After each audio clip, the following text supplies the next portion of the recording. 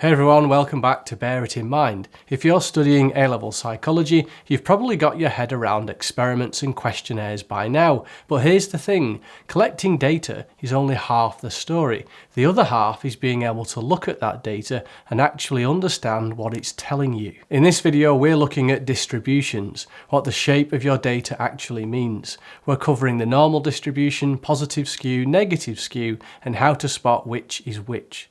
Exam questions on distributions are often poorly done or not even attempted by many students in the exam, so this is a great section to be super clear on. This video is part of a full research methods masterclass, a complete course covering everything from research design to stats tests, all in one place. The link is in the description if you're interested, but for now, let's get into distributions. What is a distribution? A distribution shows how scores or values are spread out in a data set. In other words, it tells us how common or rare different scores are. Think of it this way. If you look at the marks of all students in a psychology test, a distribution shows how many students got each score. It helps us see patterns.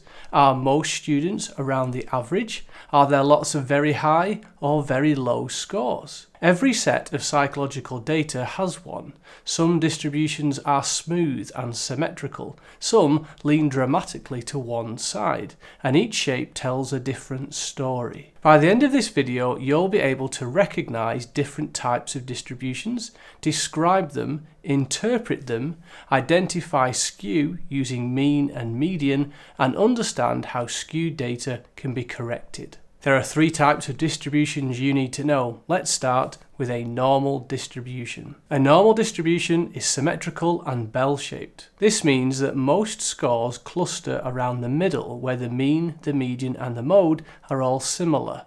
Only a few scores fall very high or very low. The shape is symmetrical, so the left and the right sides mirror each other. For an example, think back to the definitions of abnormality and specifically statistical infrequency. This identifies abnormal behavior by how rare or uncommon it is. One of the ways to identify rare and uncommon behavior is through the use of a normal distribution curve. If we take IQ scores, most people have an IQ around 100, the average. Very few people score extremely high, genius level, or extremely low, significantly below average.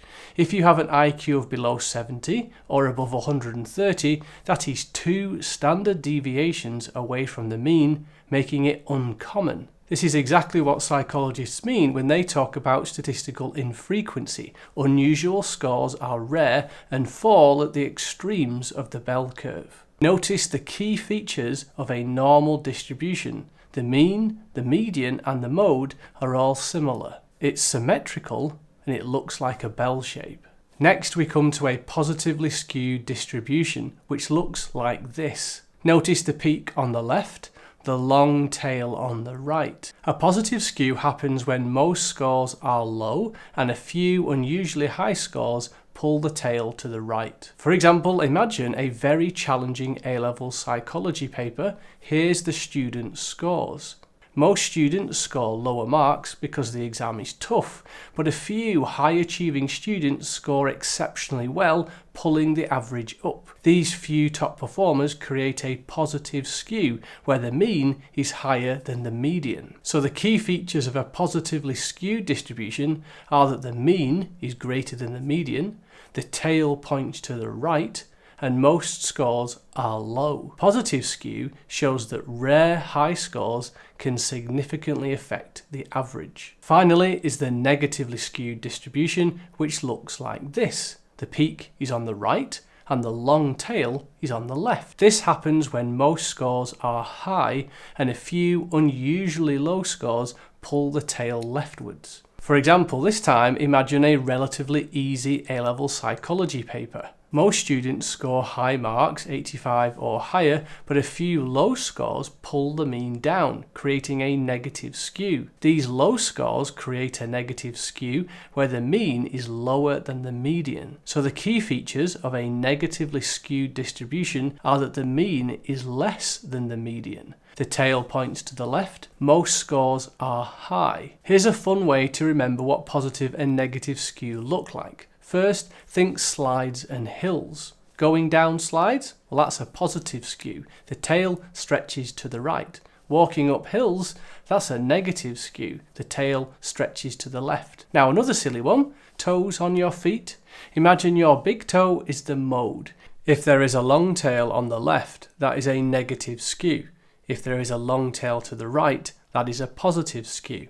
So here's your quick tip. Left foot is negative, right foot positive. Now here's a quick note for exam questions. You cannot just call it a positive distribution or a negative distribution. The correct terms are positive skew or negative skew. Remember, skew specifically describes the direction of the tail, not the overall shape of the distribution. We now know about skewed distributions, but can anything be done to fix it and to make it more normally distributed? Well, yes, this is called normalising the data. Sometimes data is too skewed to analyse properly. Extreme scores can distort the mean or violate assumptions of certain statistical tests, so psychologists have several ways to make the distribution more normal. Strategy number 1, use a larger sample. Small samples often produce weird, lumpy or skewed distributions.